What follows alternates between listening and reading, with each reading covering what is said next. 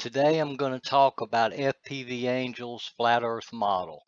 He has a channel on YouTube and he's part of a group of other researchers and they call themselves APM Research. I'd like to first say that I personally do not believe the Earth is a magical spinning space ball. I just wanted to get that out in the open right up front because I'm not a glober. What I've set out to do with this video is to show that the transverse Mercator map FPV Angel uses for his model is 100% incorrect. This map depicts the Mercator globe projection. By that I mean a projection of the Mercator map they have wrapped around a ball, so that northeast Russia meets Alaska. Our research debunks that model, as these two locations are on opposite sides of the world in reality. This projection is only designed to support a globe model and should be discarded. We have fixed this obvious manipulation of the true map previously, and now I'll correct this one. Watch this.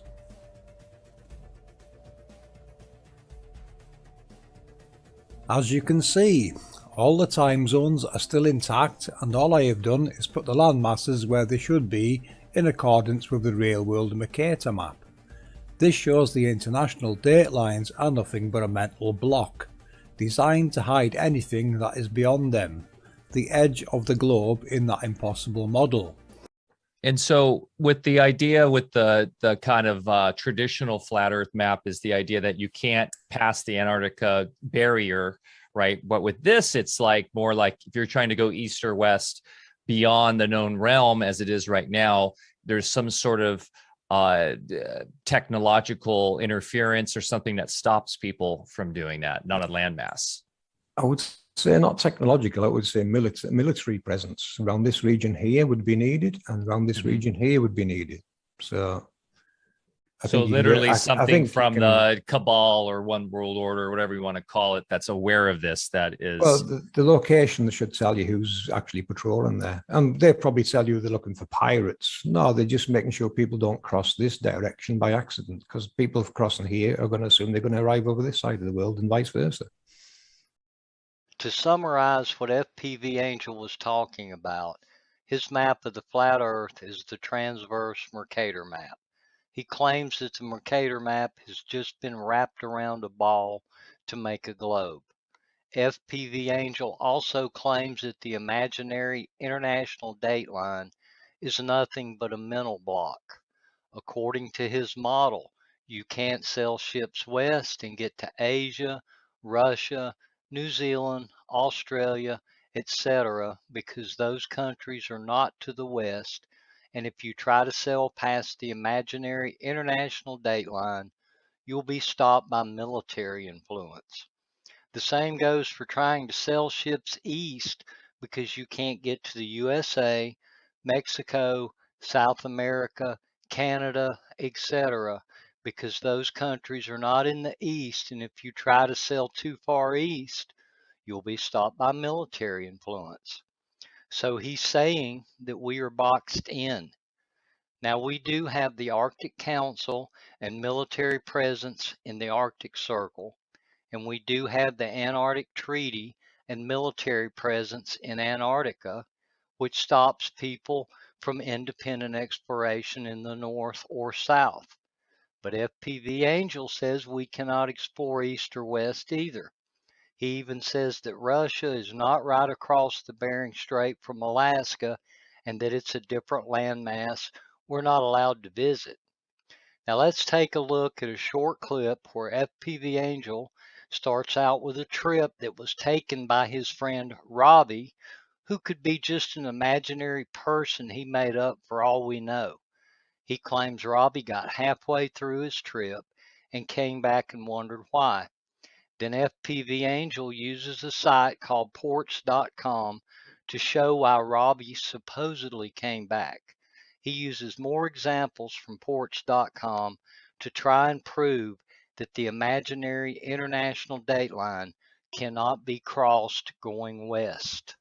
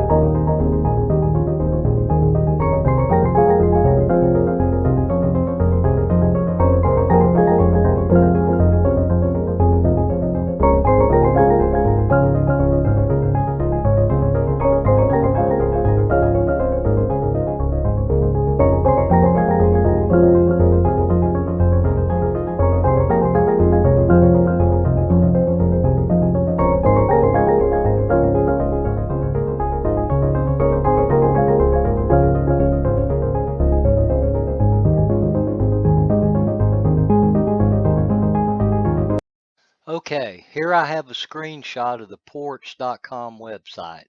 If you'll notice up in the left corner where it says ports.com, we see a globe. I notice FPV Angel left that part off in his video. Why would a site that is supposedly, according to FPV Angel, showing ships not crossing the international date line and supposedly going east to get to countries that should be to the west of the USA, have a globe by their name? It's simple. It's because they believe the Earth is a globe. Their site isn't showing secret flat Earth routes on a 100% incorrect transverse Mercator map. It's ridiculous.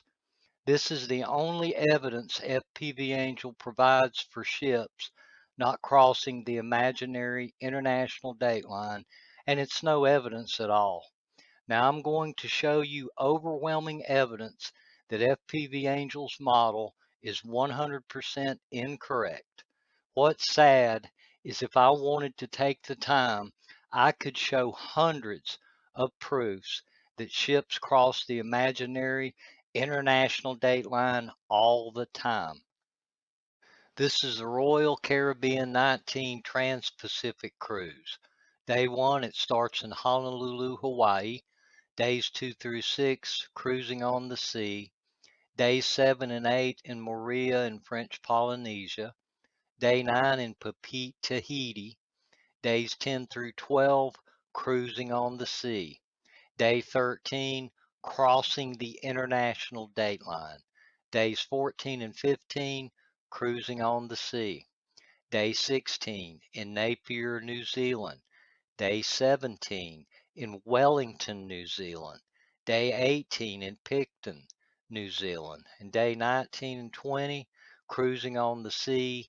And day 21 in Sydney, Australia. And you see they have the prices listed so people can book their cruise. This is Carnival Cruises. This is the Trans-Pacific from Seattle, Washington, 23-day cruise. It starts in Seattle, then to Honolulu, to Kona, to Hilo, to Maui. Then they cross the international date line, then to Suva, to Port Donaro. Then the cruise ends in Sydney. This is Celebrity Cruises, 18-night cruise, Tahiti, Moorea in New Zealand.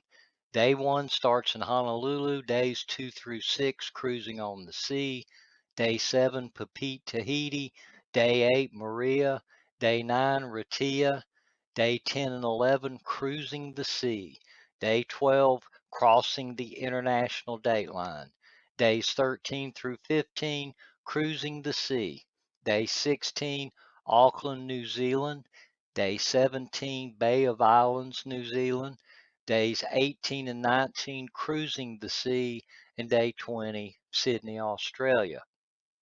Here's another celebrity cruise called Tahitian Treasures, 17-night cruise. Day 1 starts in Honolulu. Days 2 through 6, cruising on the sea. Day 7, Moorea. Day 8, Papeete, Tahiti. Day 9, Raiatea. Days 10 and 11, cruising on the sea. Day 12, crossing the international date line. Days 13 and 14, cruising on the sea. Day 15, Auckland, New Zealand. Day 16, Bay of Islands, New Zealand. Day 17 and 18, cruising on the sea. And day 19, Sydney, Australia. Here's another celebrity cruise, 14 nights, Bering Sea in Japan. Day 1 starts in Vancouver, British Columbia. Day 2, cruising on the sea.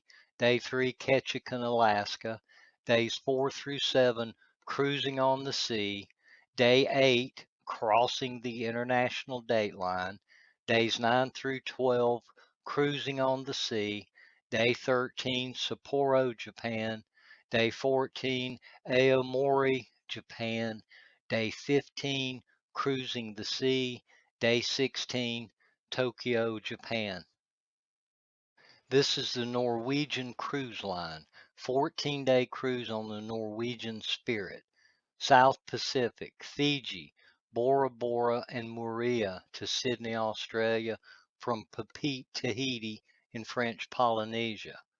Again, they cross the international date line, but according to FPV Angel, we can't cross it going west to get to these places.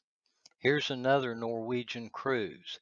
It's a 12-day cruise on Norwegian Jewel, Trans-Pacific, Alaska, Japan, and Russia to Seward, Alaska. Again, crossing the international date line.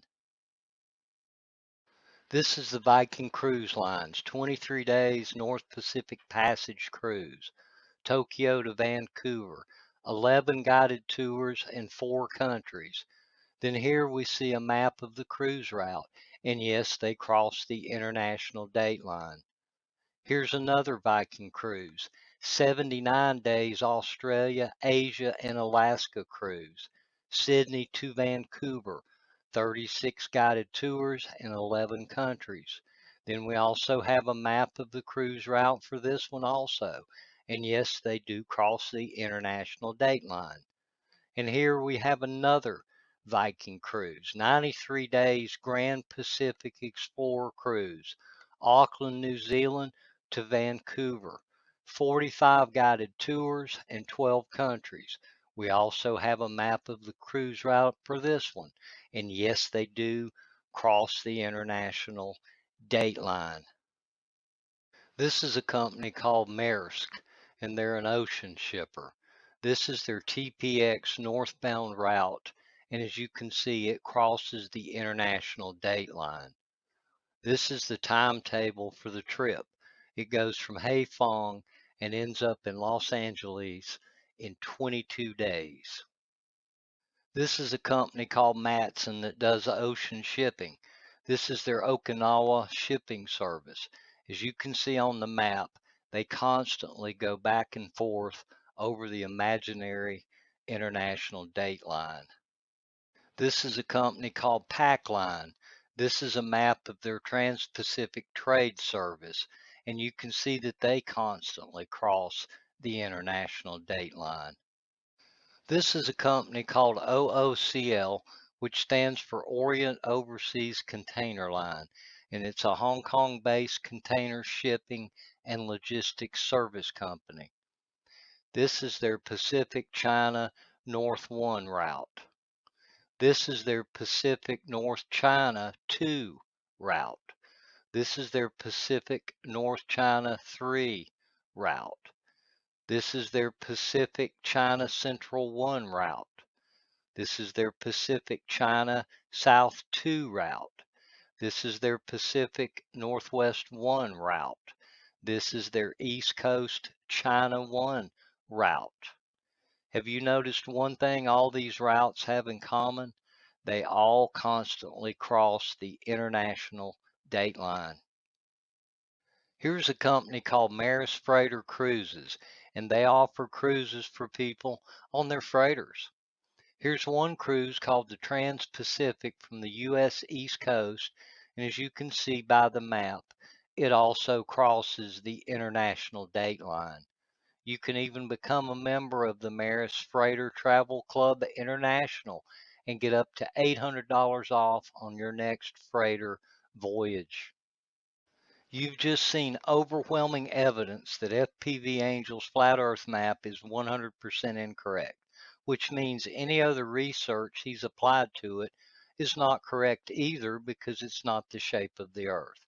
Ships of all kinds are crossing the imaginary international date line, going east or going west daily. Here's another thing. All of these ocean shipping companies, cruise line companies, and all of their customers, are they all lying? Of course they're not lying. It would be hard to start a 17-night cruise and go from Honolulu, Hawaii to Moorea, then Papeete in Tahiti, then Raiatea, then stop at Auckland, New Zealand, Bay of Islands, New Zealand, and then Sydney, Australia in 17 nights if you were going east instead of west. That would be impossible. So FPV Angel, you need to scratch your current model and go back to the drawing board. One last thing, I wanted to add this really short clip, so check it out.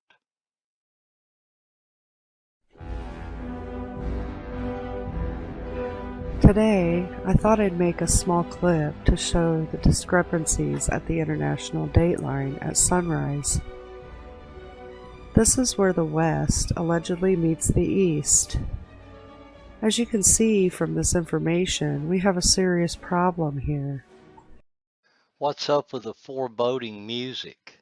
And no, one conscience, there's no serious problem. The sun comes up and the sun goes down at the same time on both of the Diomede Islands. The only difference is the time, because they're in different time zones. The imaginary international dateline comes right down between them, and the two islands are only 3 miles apart. I proved in this video that we can go west from America and cross the international dateline to get to Japan, Australia, China, etc., which means that Russia is just across the Bering Strait from Alaska.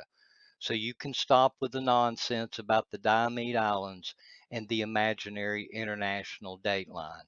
FPV Angel's transverse Mercator model has been 100% debunked.